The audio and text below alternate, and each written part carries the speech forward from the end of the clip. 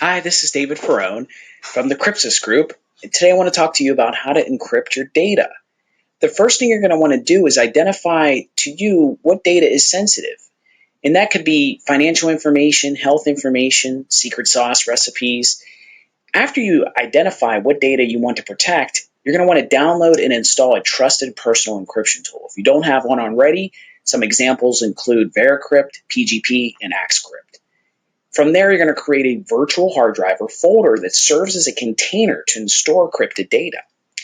An important data point is you want to make sure you store an offline copy of the encryption keys or the encryption password in a very safe place.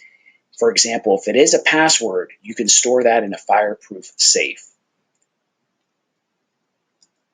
One of the things I wanted to do was walk you through an example of using a tool like Encrypt in order to create a secure vault. So first, we're going to go ahead. We installed Encrypt.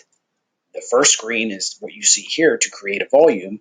From there, a nice wizard pops up and walks you through creating an encrypted file container. After that, really what you're going to do is select a location within your hard drive that will serve as that encrypted vault. And you can refer to our password guidelines from the other video for creating strong passwords to create a strong password. But again, just to emphasize, this is something you want to store offline. If you're not using the encryption keys method, the password method will suffice for personal use, but making sure, again, this password is strong and not stored anywhere in plain sight. Once you have your volume created, you can go ahead and start copying sensitive files to that directory. And you want to name that vault something that's non-descriptive to the data. For example, I used pixie dust here, but you don't want to call the hard drive financials or secret sauce recipes, etc.